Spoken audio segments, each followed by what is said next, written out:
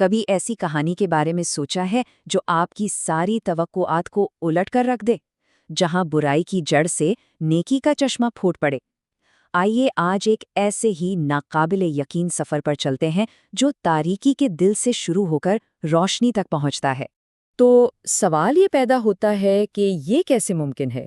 کیا ابلیس کا اپنا پوتا جو شر کے مرکز سے نکلا ہو جنت تک پہنچ سکتا ہے؟ یہ ایک ایسا سوال ہے جس کا جواب ایمان، توبہ اور ہزاروں سال پر پھیلی ایک لمبی تلاش میں چھپا ہے۔ تو آج ہم کیا دیکھنے والے ہیں؟ ہم شروع کریں گے ابلیس کے خاندان کی ساخت کو سمجھنے سے، پھر اس کے پوتے حاما کے حیرت انگیز سفر کو دیکھیں گے، اور آخر میں یہ سمجھنے کی کوشش کریں گے کہ یہ پرانی کہانی آج بھی ہماری اپنی روحانی زندگی کے لیے کتنی اہم ہے۔ حاما کی کہانی کو سمجھنے سے پہلے یہ جاننا ضروری ہے کہ وہ کس ماحول سے آیا تھا۔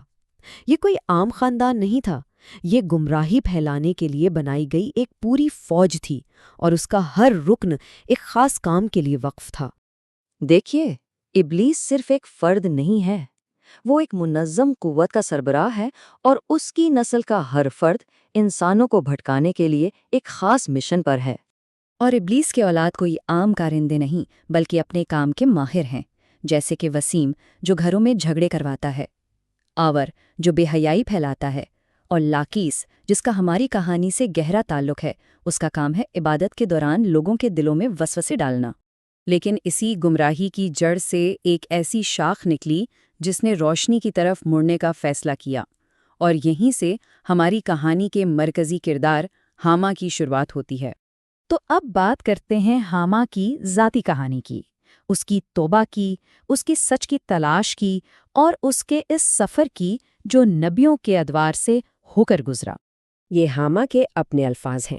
وہ بتاتا ہے کہ وہ کتنا قدیم ہے، اور شروع میں اس کا کام بھی لوگوں کو بھٹکانا ہی تھا، اور اس کا نسب سیدھا ابلیس سے ملتا ہے، کیونکہ اس کا دادا وہی لاکیس تھا جو عبادت میں خلل ڈالنے پر مامور تھا۔ لیکن پھر سب کچھ بدل گیا۔ حاما نے اپنے ورثے کو ٹھکرا دیا اور توبہ کر لی۔ یہی اس کی زندگی کا سب سے بڑا موڑ تھا، جب اس نے گمراہی کا راستہ چھوڑ کر ہدایت کی تلاش شروع کی، ایک ایسی تلاش جو صدیوں تک چلتی رہی۔ اور یہ کوئی چھوٹا موٹا سفر نہیں تھا، ہم ہزاروں سال کی بات کر رہے ہیں۔ اس نے حضرت نوح علیہ السلام کے دور میں توبہ کی، حضرت ابراہیم علیہ السلام کے ساتھ آگ کے معجزے کا گواہ بنا، حضرت موسیٰ علیہ السلام سے تورات سیکھی، اور پھر حضرت عیسیٰ علیہ السلام تک ایک پیغام پہنچایا۔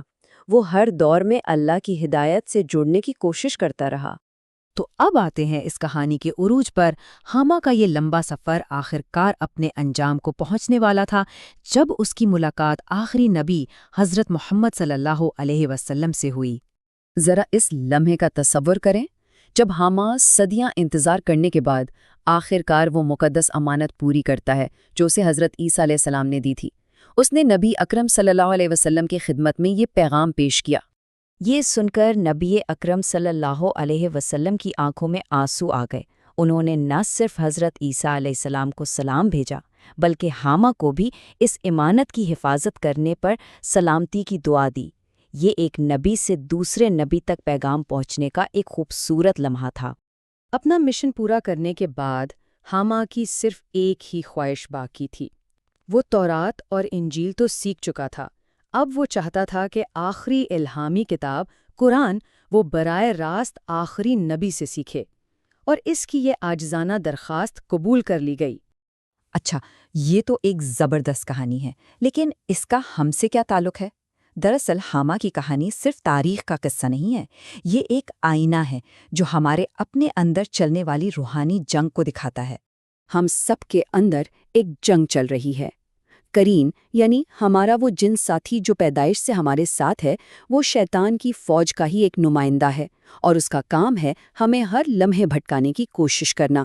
یہ ایک ایسی کشمکش ہے جسے ہم سب محسوس کرتے ہیں۔ ایک طرف قرین کی آواز ہے جو کہتی ہے، ارے یہ تو چھوٹا سا گناہ ہے، یا اب بہت دیر ہو گئی ہے، اور دوسری طرف ایمان کی آواز ہے جو ہمیں یاد دلاتی ہے کہ ہر عمل لکھا جا رہا ہے اور اللہ کی رحمت بہت وسیع ہے۔ اور آخر میں یہ بات یاد رکھنے کی ہے کہ حتمی انتخاب ہمارا اپنا ہوتا ہے۔ شیطان صرف وسوسہ ڈال سکتا ہے، زبردستی نہیں کر سکتا۔ ہمارے اعمال کی ذمہ داری آخر کار ہم پر ہی آئے گی۔ تو سوال یہ ہے کہ ہم اس اندرونی دشمن کا مقابلہ کیسے کریں؟ چلیں اب کچھ عملی طریقوں پر بات کرتے ہیں۔ سب سے پہلے تو دشمن کی چالوں کو سمجھنا ضروری ہے۔ وہ گناہ کو چھوٹا دکھاتا ہے، توبہ سے روکنے کے لیے شرمندگی کا احساس دلاتا ہے، ہمارے دل میں حسد ڈالتا ہے اور ہمیں تکبر میں مبتلا کر دیتا ہے تاکہ ہم اپنی غلطیاں دیکھ ہی نہ پائیں۔ ان ہتھیاروں کا مقابلہ کرنے کے لیے یہ 5 قدم بہت اہم ہیں۔ پہلا، اچھے لوگوں کی صحبت میں رہیں۔ دوسرا، قرآن کو سمجھ کر پڑھیں۔ تیسرا، اپنے نفس پر قابو پائیں۔ چوتھا، روز اپنے اعمال کا جائزہ لیں۔ اور سب سے اہم، اللہ سے مسلسل دعا کریں کہ وہ ہمیں شیطان کے شر سے محفوظ رکھے۔ تو آئیے اس ساری بات کو سمیٹتے ہیں اور حامہ کی کہانی کے مرکزی پیغام پر واپس آتے ہیں۔ اور یہاں ایک بہت ہی گہری بات ہے سوچنے کے لیے۔ اگر کبھی ایسا لگے کہ شیطانی وسوسے بہت تنگ کر رہے ہیں تو اسے اپنی کمزوری نہ سمجھیں، بلکہ یہ اس بات کی نشانی ہو سکتی ہے کہ آپ کے اندر نیکی کی کوئی ایسی چنگاری ہے جسے وہ بجھانا چاہتا ہے۔ اور یہی وہ سوال ہے جو غور طلب ہے۔ اگر ابلیس کا اپنا پوتا اپنے پس منظر کے باوجود توبہ اور سچ کی تلاش کر کے رحمت پا سکتا ہے، تو اس کا مطلب ہے کہ ہم سب کے لیے بھی توبہ اور رحمت کا دروازہ ہمیشہ کھلا ہے۔ انتخاب ہمیشہ ہمارا اپنا ہوتا ہے۔